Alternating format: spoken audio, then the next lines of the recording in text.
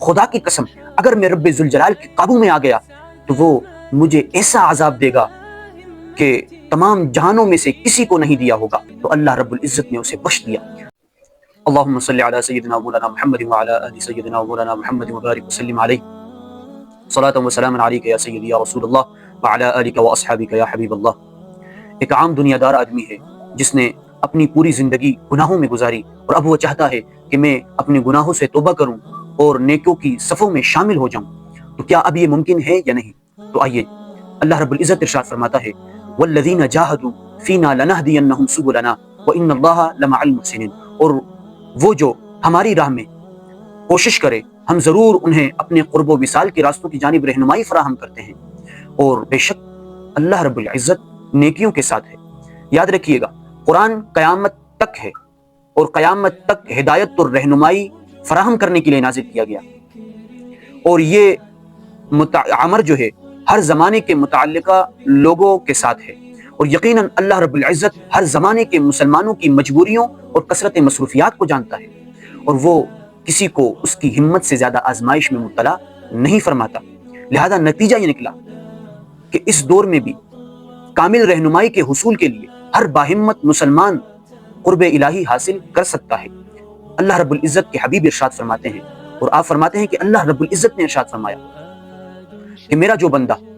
میں اپنے بندے کے گمان کے پاس ہوں، یعنی جو وہ حسن ظن رکھے تو اس کے لیے میری رحمت، اور جو بدگمان ہو اس کے لیے میرا عذاب، اور میرا بندہ مجھے جہاں بھی یاد کرتا ہے میں اس کے پاس ہوتا ہوں، اور جب وہ میرے ایک بالش قریب آتا ہے تو میں اس کے ایک گز قریب ہو جاتا ہوں، اور جو ایک گز قریب ہوتا ہے تو میں دونوں ہاتھوں کی لمبائی کے برابر اس کے قریب ہو جاتا ہوں، اور جو میری جانب چل کر آتا ہے تو میں اس کی جانب دوڑ کر جاتا ہوں۔ اس سے مراد اللہ رب العزت کی توجہ اور رحمت مراد ہے۔ ان دونوں دلیلوں میں، قرآن اور حدیث میں، نیک اور بد کی کوئی تخصیص نہیں، لہٰذا جو بھی بندہ ہمت کرے گا تو کبھی مایوس نہ ہوگا، اور انشاءاللہ ضرور ضرور میٹھا پھل پائے گا۔ بس اس کا صحیح طریقہ کیا ہے، اچھا طریقہ کیا ہے، احسن طریقہ کیا ہے کہ کسی کامل رہنما کا ہاتھ تھام لیجئے، آپ کی دنیا بھی بہترین ہو جائے گی اور آخرت بھی بہترین ہو جائے گی، اور کسی بھی حال میں اللہ رب العزت کی رحمت سے مایوس نہ ہو، کیونکہ رب ذوالجلال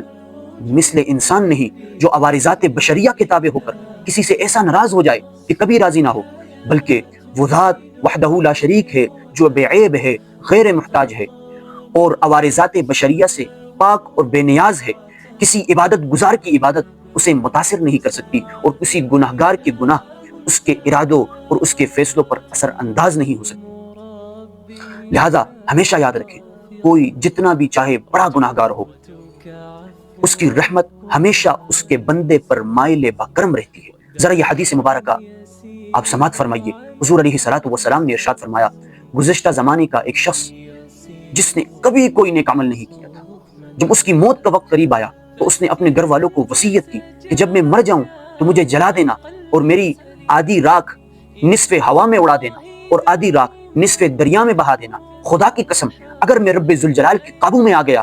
تو وہ مجھے ایسا عذاب دے گا کہ تمام جہانوں میں سے کسی کو نہیں دیا ہوگا۔ بس جب وہ مر گیا تو گھر والوں نے حسب وصیت وہی کیا جو اس نے کہا تھا۔ اللہ رب العزت نے زمین و دریا کو حکم دیا کہ اس کی راکھ کو جمع کر دو، تو ان دونوں نے اس کی راکھ کو جمع کیا۔ اللہ رب العزت نے اسے زندہ کر کے ارشاد فرمایا، لما فعلت هذا، تو نے ایسی وصیت کیوں کی تھی؟ تو اس نے کہا، من خشیتک یا ربی وانت عالم، اے میرے رب تو خوب جانتا ہے، یہ فقط تیرے خوف کے باعث تھی۔ تو اللہ رب العزت نے اسے بخش دیا۔ ذرا سوچئے کہ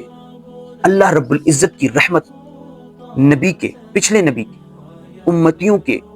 اتنے بڑے گناہگار امتی کو فقط اس کی قلبی کیفیت کی بنا پر بخش دیا، تو حضور علیہ الصلوۃ والسلام کی جو رب ذوالجلال کے حبیب بھی ہیں، تو اس کے امتی کو جو اس کی توفیق رفیق سے کچھ نہ کچھ نیک اعمال کرتا رہتا ہے، تو اس کے لیے اپنے رحمت کے دروازے کیوں بند کرے گا؟ تو لہٰذا خلاصہ کلام یہ ہے کہ نیک اعمال کیجیے، اور یہ اب بھی ممکن ہے، آپ نے جتنے بھی بڑے بڑے گناہ کیے ہیں تو اللہ رب العزت کی بارگاہ میں توبہ کریں، کسی کامل رہنما کا ہاتھ تھام لے، تو انشاءاللہ ضرور آپ کامیاب ہو جائیں گے۔ اللہ رب العزت سے دعا ہے کہ اللہ رب العزت ہمیں گناہوں سے توبہ کرنے کی توفیق عطا فرمائے اور نیک اعمال کرنے کی توفیق عطا فرمائے، وما توفیقی الا باللہ۔